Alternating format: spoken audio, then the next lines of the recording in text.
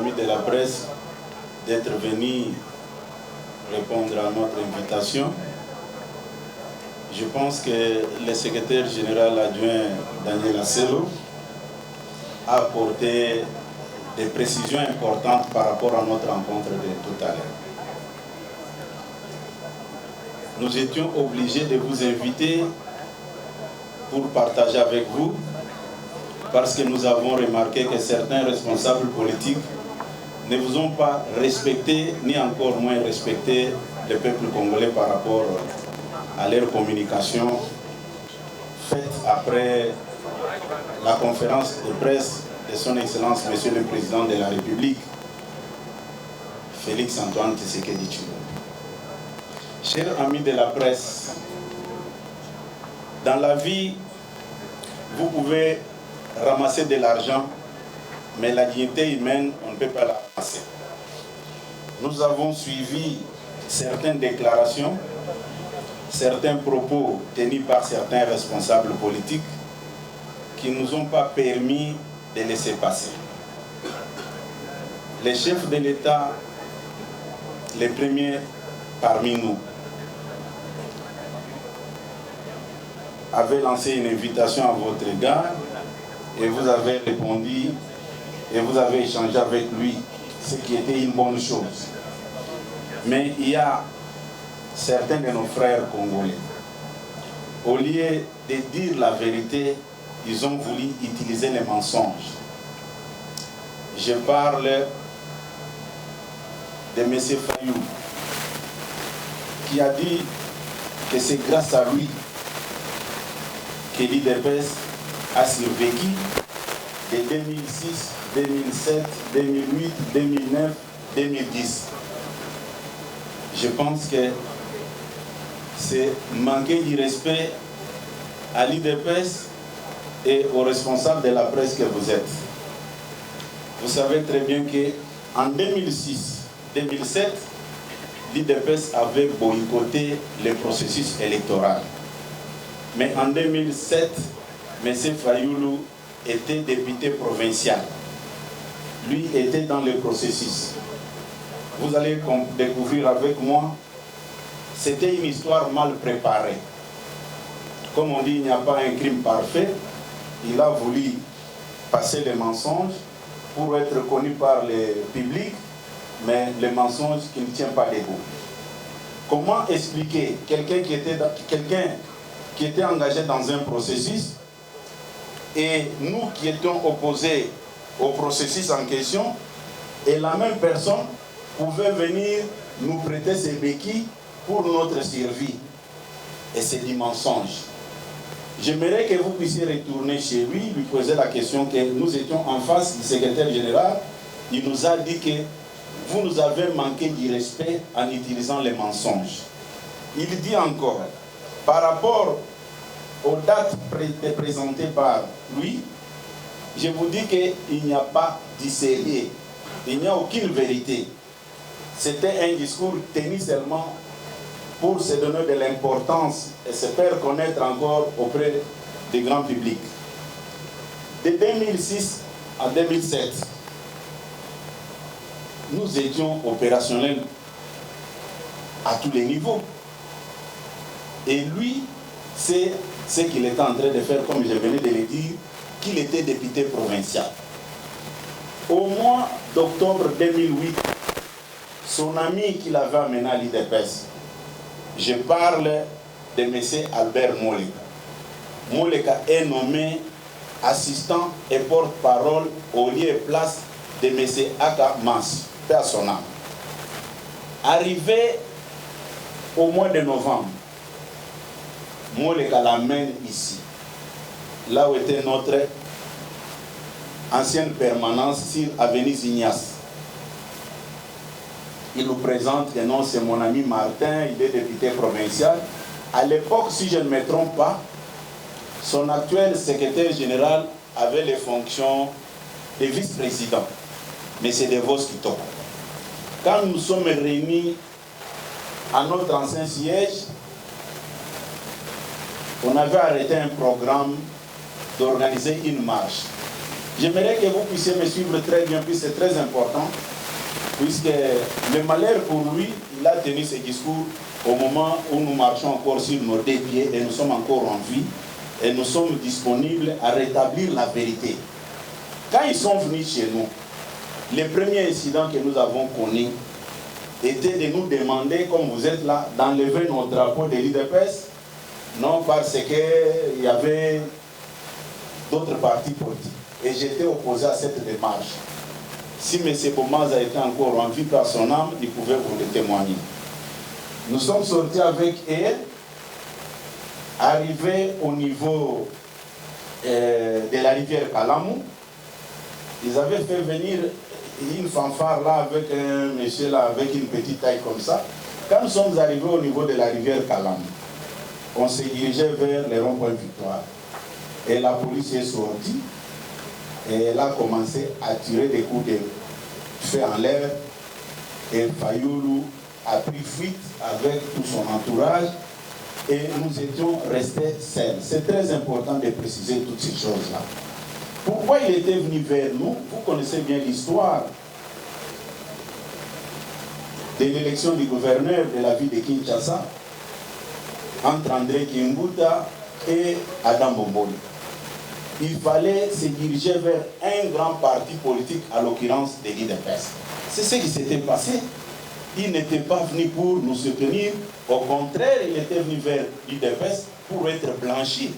Et tout le monde le sait.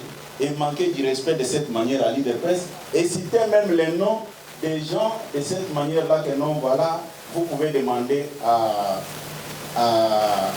le VPM de l'intérieur et Albert Moleka, c'est faux et archi faux. Arrivé en 2009, c'est Alexis Moutanda. Certains parmi vous venaient couvrir les activités de l'UDPS. Moutanda avait mis en place une politique communicationnelle de tenir des points de presse chaque semaine et de faire des descentes à la base pour redynamiser le parti dans des provinces. Un parti qui n'existait pas, comment est-ce que le secrétaire général de l'époque pouvait faire toutes ces activités-là? Et à cette époque, l'actuel VPM de l'Intérieur, Maître Jacquemain Chabani, était secrétaire national dans l'équipe Moutanda. Bon, comment lui pouvait prendre des langues avec Jacquemain et Moleka sans passer par le secrétaire général Alexis Moutanda, qui a dirigé le parti de 2009 à 2010. Arrivé au mois d'octobre et au mois de décembre, nous avons organisé notre congrès sous le leadership de fait Dr Étienne Tshisekedi. Et vous allez comprendre avec moi que les partis se portaient très bien, il n'y avait aucun problème. Et c'est le jour du congrès, le 10 décembre 2010, que nous avons invité tous les responsables politiques de cette époque. D'ailleurs, pour une meilleure précision, quand Fayoulou venait, était classé parmi les acteurs politiques mineurs, puisqu'il n'avait aucun poids politique à cette époque-là. Il était venu à l'UDPS pour être connu des grands publics. Et quand nous sommes retrouvés à la 13e minute, les jours du congrès, il n'était pas seul. Il y avait le fait Jacques Chaloupa, paix à son âme. Il y avait Nemwandansemi, paix à son âme. Il y avait Steve Mikaï.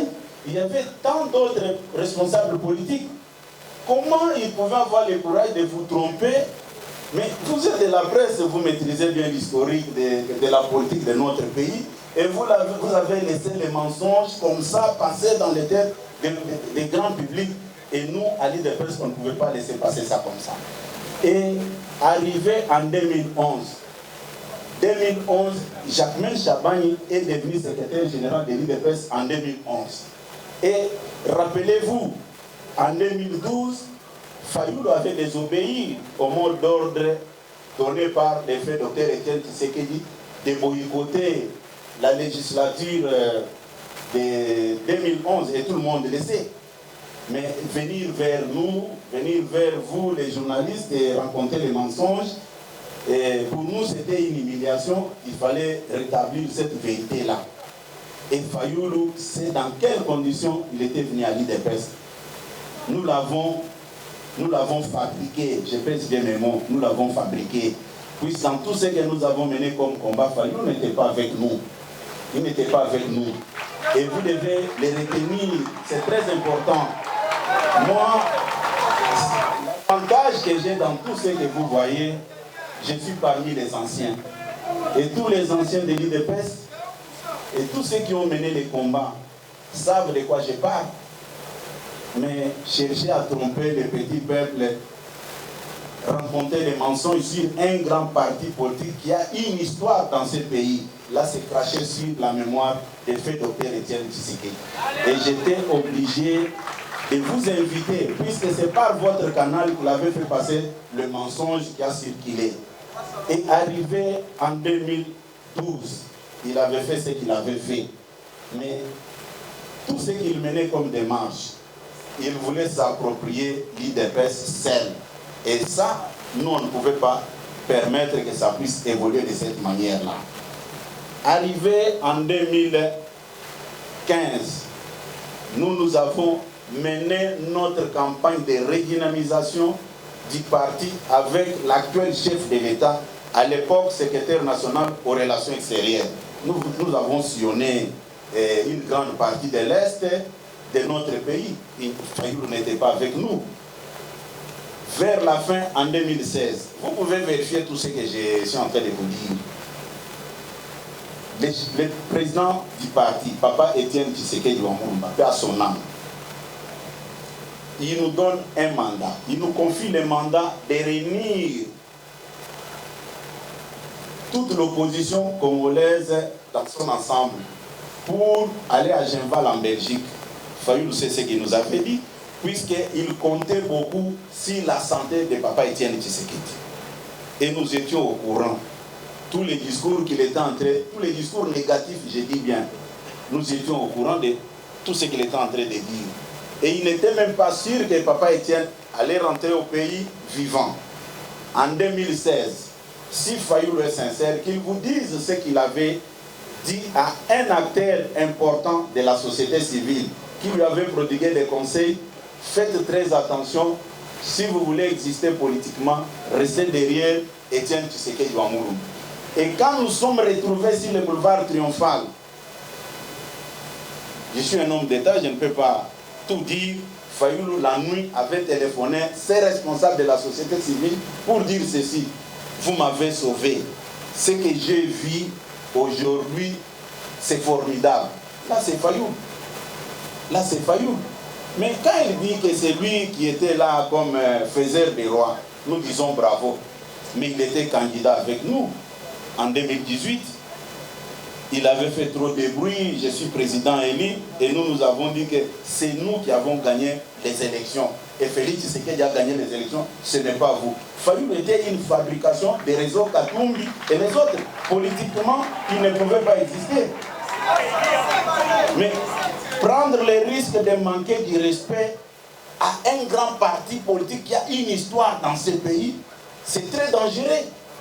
Comment est-ce qu'on pouvait laisser des histoires pareilles rester dans les têtes des Congolais? C'est pourquoi j'ai dit, Fayulu a manqué du respect aux responsables de la presse que vous êtes et à notre peuple. Je ne pouvais pas rester la bouche fermée sans rétablir cette vérité-là. Et vous allez remarquer que dès 2006 qu'il avait évoqué, que c'est grâce à lui que l'IDPS a existé, et il a cité les noms des gens à l'époque qui n'avaient pas de responsabilité. Puisque nous avons fait des manifestations avec lui, avec l'actuel VPM de l'Intérieur comme secrétaire général. Jacques Mel est devenu secrétaire général en 2011 après le congrès. Mais voilà comment est-ce que dans le mensonge, il oublie même que la personne que je cite n'avait pas encore de responsabilité pour engager le parti. De 2006 en 2010, il avait dit, c'était vraiment du tout dossier, il n'y avait pas de vérité par rapport à ça. Et l'autre intervention qui m'a intéressé, c'est l'intervention de l'actuel garçon des courses de Joseph Kabila, M. Corneille Nangaa. Corneille Nangaa dit ceci, que son Excellence, Monsieur le Président de la République, a nommé notre vaillant général Johnny Luboyanka Chamanituri pour exploiter de l'or. Non. C'est Nanga qui est matérialiste. Puisque je l'avais dit, il m'avait contacté à 3 reprises pour son problème de carré minier. Ça, c'est manquer du respect au chef de l'État. Le chef de l'État ne peut pas nommer un général ou bien décréter l'état de siège pour exploiter les minéraux. Je dis que c'est faux, archi faux. Son discours ne va pas dans le sens de dénoncer l'exploitation illicite de nos minéraux comme il prétend, non. Son discours va dans le sens de présenter le président de la République comme un monsieur tribal qui place ses frères partout pour exploiter les minéraux. Mais les gens veulent qu'on en parle. Il n'y a aucun président dans ce pays qui a géré le Congo sans esprit tribal comme son Excellence Félix Antoine Tshisekedi. Le président Félix a laissé tous les postes importants au nom kassaïen. Il faut qu'on se le dise sans hypocrisie. Nous avons vu les gens dans ce pays, en commençant par Maréchal Mobutu, Laurent Désiré Kabila, Joseph Kabila, ils ont géré le pays. Et vous connaissez tous les gens qui géraient des postes de responsabilité dans ce pays. Où est-ce que vous avez déjà vu un président de la République qui prend l'Assemblée nationale, confie à un homme kassaïen, puisque vous n'allez pas me dire que le président de l'Assemblée nationale, l'honorable Meboji, est un kassaïen du Sud Kivu. Vous n'allez pas me convaincre sur ce point-là. Et puis, le président du Sénat, Jean-Michel Samaloukonde, vous n'allez pas me dire qu'il est du Kasaï. Et quand vous regardez Madame la Première ministre, Madame Judith Suminwa, vous n'allez pas me dire qu'elle est du Kasaï, elle est du Congo central, c'est connu de tout le monde. Et quand vous regardez même son conseil spécial chargé, conseil spécial en matière de sécurité, il n'est pas du Kasaï. Le numéro 1 de l'ANR, il n'est pas du Kasaï. Conseil spécial en matière de sécurité est du Kwilu. Numéro 1 de l'ANR est du Kwilu. Numéro 1 de la DGM est du Sud Kivu. Le chef de notre armée est du Grand Katanga. Et quand vous prenez la police, on fait prendre les gens pour des imbéciles ou comment? C'est-à-dire, les gens pensent que nous ne connaissons pas tout ce qui se passe. Nous sommes des gamins qu'on peut entraîner dans des histoires. Si M. Nanga me suit ce soir, il doit revoir son discours. On ne peut pas faire la politique ou chercher à atteindre un objectif sur base d'un discours ethno-tribal. Ce n'est pas important.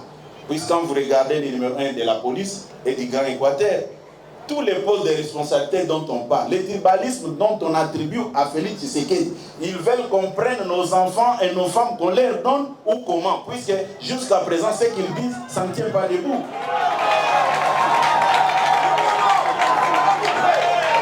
Non, s'il vous plaît, vous savez, il y a des choses, quand nous on se battait dans l'opposition, on ne nous avait jamais demandé nos origines. Et aujourd'hui, quand Félix Tshisekedi arrive au pouvoir, pour l'affaiblir, on utilise la ruse. Oh non, c'est un tribaliste, voilà. D'abord, ce qui se passe là, ses propres frères murmurent. C'est ce que les gens ne savent pas. Hein? Mais Nanga doit comprendre qu'il n'y a aucun président sérieux dans ce pays qui a dirigé ce pays très correct comme Félix Antoine Tshisekedi.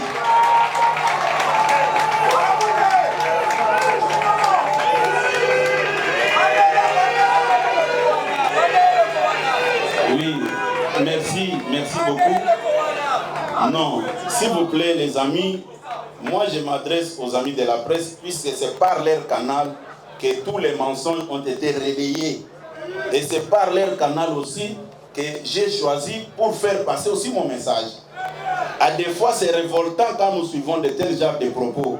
Un homme politique responsable ne peut pas passer son temps en se cantonnant sur les tribalismes. Ça ne tient pas debout. Chers amis de la presse, ayez aussi l'habitude, quand quelqu'un vous invite et vous constatez qu'il a dit quelque chose qui ne tient pas debout, il faut poser des questions.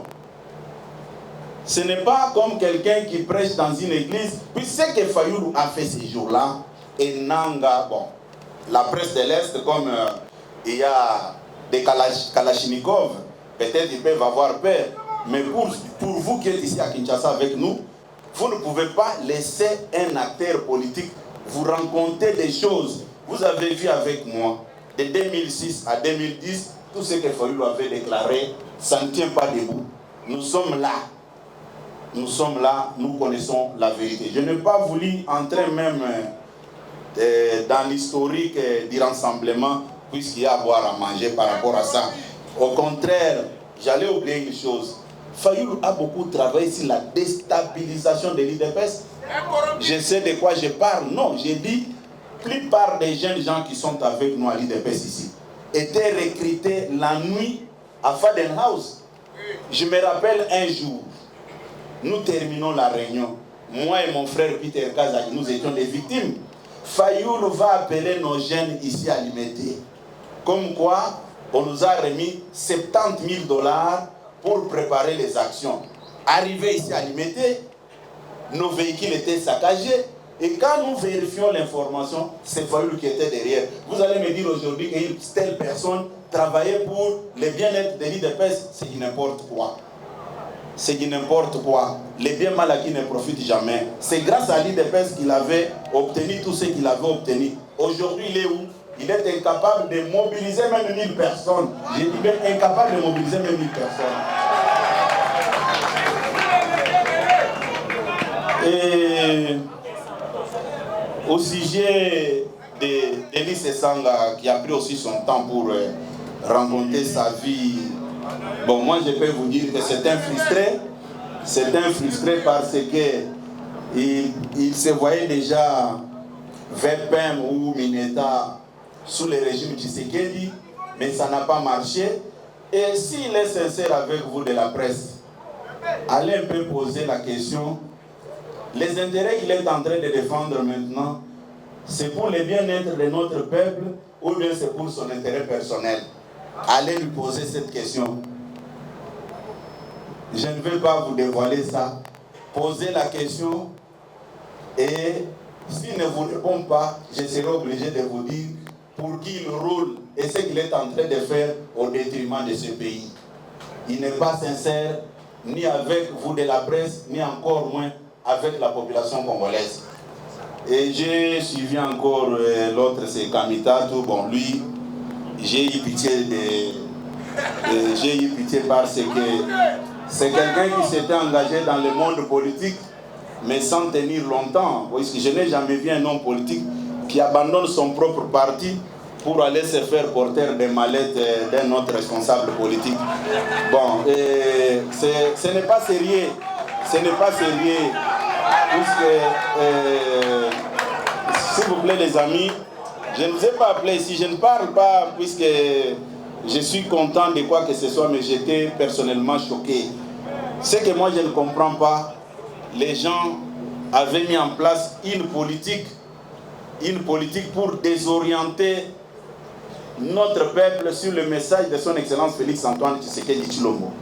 La conférence de presse de notre président de la République était bien suivie par la population congolaise dans son ensemble, mais dans leur méchanceté, ils ont voulu faire la diversion, raconter des choses qui ne tenaient pas debout. Posons-nous un peu la question. Quand le chef de l'État parlait, c'est lui qui est le garant du bon fonctionnement des institutions. C'est lui qui a toutes les informations. Mais malheureusement, mes collègues responsables des partis politiques, puis ce sont mes collègues, ils ne sont pas collègues du chef de l'État. Les chefs de l'État, ses collègues, ce sont les présidents d'autres pays. Même les présidents des Comores et collègues. Mais moi, comme responsable d'un grand parti politique, j'ai du respect envers le reste des présidents des partis politiques. Le chef nous a suivis. Il a suivi Kabouya parler sur la Constitution. Il a suivi Fayoulou s'exprimer. il a suivi Kamita ou Katumbi s'exprimer, il a suivi Delis Sessang. Il nous a tous suivis. Mais après, il a tracé une voie. Où est le mal? Où est le mal? Hein? Il dit, bon, je vous ai tous suivis, vous les acteurs politiques. Mais pour vous départager, je peux poser la question à la population. Puisque nous tous, nous parlons au nom de la population. Il n'a pas pris position pour me défendre, ni pour défendre l'opposition. Il a dit, j'ai écouté tout le monde. C'est ce qu'il avait dit. Mais aujourd'hui, au lieu d'aborder la vérité en face, on cherche à faire la diversion. Voilà un peu, en résumé, ce qui m'avait intéressé. Ce n'était pas, comme je vous ai dit dans mon introduction, ou bien notre secrétaire général adjoint, ici, l'objectif principal, ce n'était pas pour revenir sur le message de son Excellence Félix Antoine Tshisekedi Tshilombo, puisque tout ce qu'il avait dit, c'est très clair. Je ne peux pas prendre des risques de dire non, comme j'avais entendu certaines personnes animées de la mauvaise foi, oh, comment Kabouya peut convoquer la presse pour corriger le président de la... C'était pour corriger sur quelle matière? Moi, ce qui m'avait beaucoup intéressé, c'est ce que je venais à peine de vous dire. Encore une fois, merci beaucoup, chers amis de la presse, d'être venus. Oui, merci beaucoup. Voilà.